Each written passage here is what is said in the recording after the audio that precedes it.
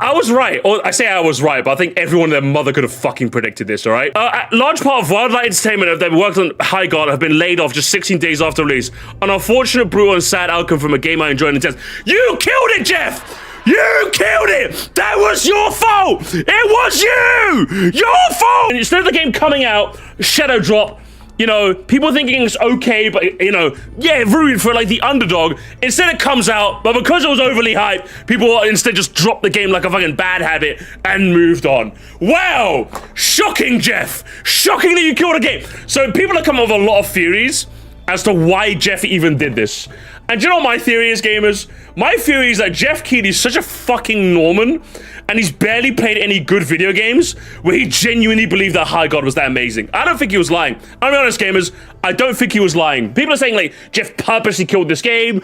No, I don't believe it. I think Jeff is such a fucking normie that he genuinely thought that High God was actually going to be really that fucking good. And you're asking me, I played it. I played a couple of hours of it. I gave it an honest to goodness try. And while I think it's got a decent gameplay loop, in the year of our Lord 2026, you need better than a decent gameplay loop if you're going to be the final game on a Game Award. We all predicted this. We all predicted this, gamers, and it came true, all right? And ever since Overwatch came out, Lord knows I have no incentive to play this game again, because, gamers, Overwatch is actually back. I've been playing Overwatch. I played Overwatch like all day yesterday. I played it all day yesterday, gamers. Overwatch has legit never been more back. Holy shit, Overwatch is fun again. And with Overwatch being fun again, any chance that this game had to gain any momentum is gone. Absolutely gone. Go play Overwatch, okay? Go play Overwatch. Not Overwatch 2. Overwatch 2's dead. Fuck Overwatch. Oh, go play Overwatch now, all right? That's what you need to do. It's back. It's tons of fun. All the new characters are fun, except that healer guy. I can barely play him, but he's decently fun.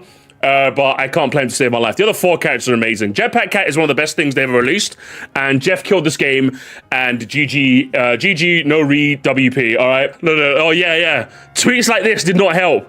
It did not help, gamers. It didn't help. Classic.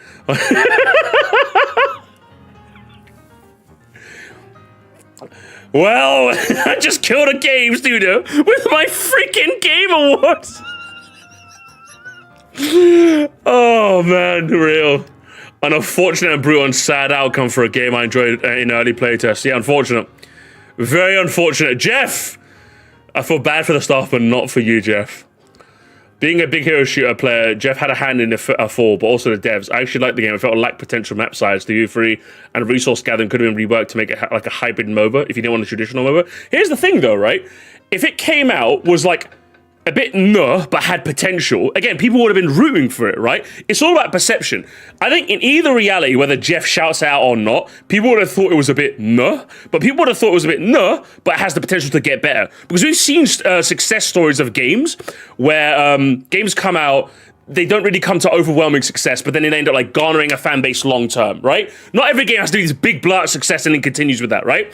Sometimes a game come out like to like reasonable, like to small acclaim and then ramps up. Rainbow Six Siege is the perfect example. That's the poster child of this phenomena. Rainbow Six Siege came out and it did okay when it launched, but kind of steadily like raised its profile and kind of like consistent. I don't know how well it's doing now, but yeah, because it consistently kind of hit an upwards trend and kept going. No Man's Sky is another example as well. There have been like at least a decent handful of examples where this phenomenon has happened. And it could have happened with High God. I see the potential in it. It had no chance. Jeff stopped it from having that potential ramp to glory. I don't know how bad Siege is now. I've not played this since I became Siege X, but it was an example of a game where it started off kind of low and it kind of ramped up. Cyberpunk's another good one as well, of a game that had like Star Wars faded before it even came out, and slowly over time it's come to some respectable status.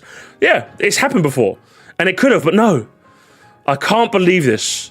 I can't believe Jeff would do this. So, yeah, I'm glad. I'm glad that I'm glad the narrative of Jeff killed the game is actually true. I'm glad it is actually true.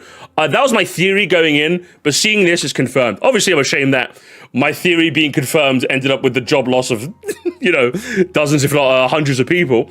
But we all kind of knew this was going to happen. We all just kind of knew it was going to happen, and GG.